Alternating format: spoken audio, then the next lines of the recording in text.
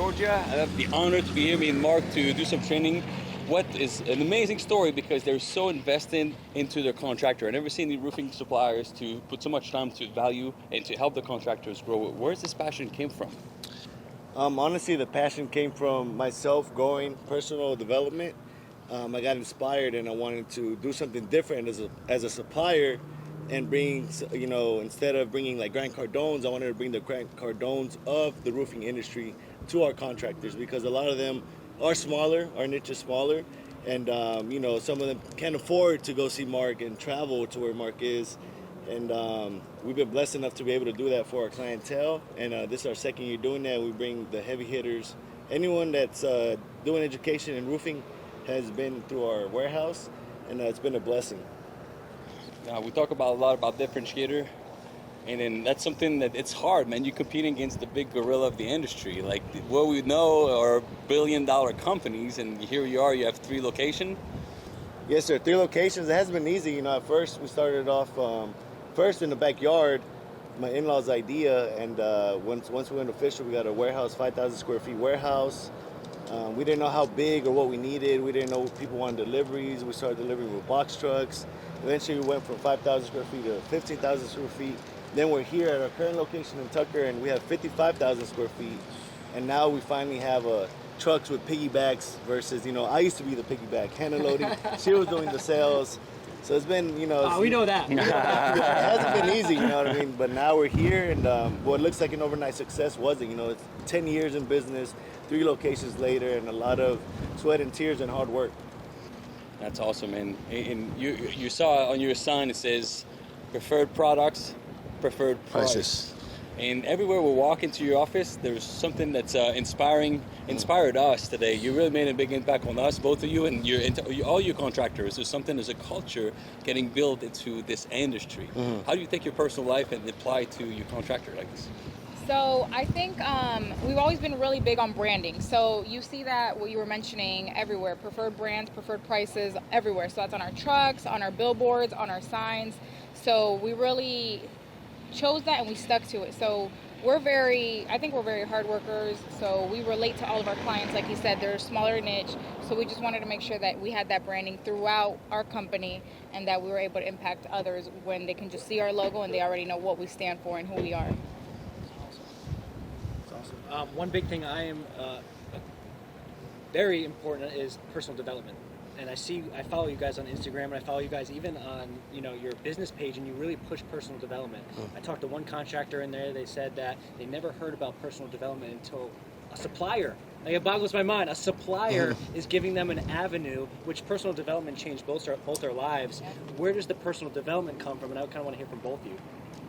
So we never really had a mentor. So that's something that was really hard for us. The first 5 years, it was just we learned, and it was all, our truck crashed, so we had to get the right truck. Our forklift couldn't lift up a pallet because it was not heavy enough, or the pallet was too heavy, and the forklift wasn't strong enough, so we had to buy a new forklift. Like, we never knew what we needed to get into this industry, so the first 5 years were just hit and miss, try again, hit and miss, try again, right? No mentors, no one to guide us, no one was doing this. So after we kind of got the procedures and the processes in place a little bit, kind of got restructured, we were like, you know what, we don't have anyone that can teach us. We need to pay for people to teach us, right? So that's when we really got invested into learning, sales, marketing, everything we had to pay for it. So that's when it impacted us so well, we were like, we have to do this for our clients. We have to let other people know what we're doing, how to do it, and if they can't pay for it, like he said, they're smaller guys. If they can't afford it, we're going to do it for them to make sure, because they had a huge impact on us. Awesome. Yeah, and working 80 hours plus a week, because we open longer than regular suppliers work on weekends.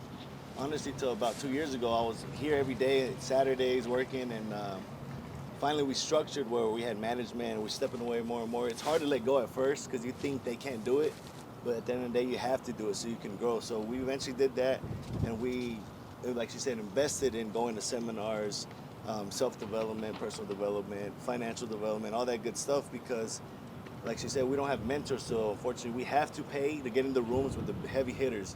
And now, since we're blessed enough to be able to pay, we want to do that and give that back to our clientele, because they're going to be in our footsteps, and they're going to grow and continue to grow.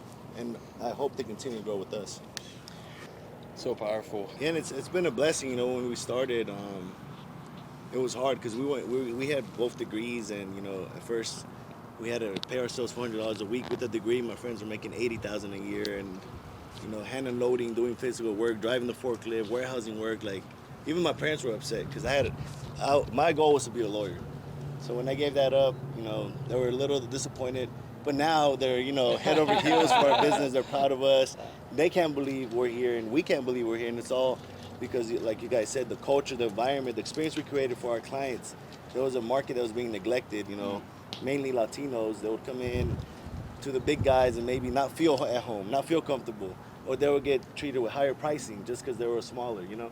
So we captured that market and took a big share from the big guys, and we're still going, thank God. Yeah. So to kind of piggyback off what he was just saying, that's what I was going to touch on. When we first started, our clientele was 100% Latinos and the labor side of the roofing, right? Subcontractors. So the subcontractors that were up on the roof, they would do their own roofs on the weekends when they weren't working for the big boss, and they would come buy from us, right? So we really, I mean, we grabbed it and we ran with that, right? That was our niche, like he said. So I think that we really love changing people's lives and seeing them go from being the installers on the roof to now being the contractor, the one knocking on doors, the one training other people knocking on doors. It's just amazing to see their growth. So that really impacts us and kind of gives us that energy to just keep going. How has that little baby changed to the ways you guys Man, so we have a 4-month-old. He was here with us today at the seminar, and he just makes us go harder. It's just that smile, everything about him. It's like, man, we haven't done enough yet. We have so much more to climb, and we're going to do it.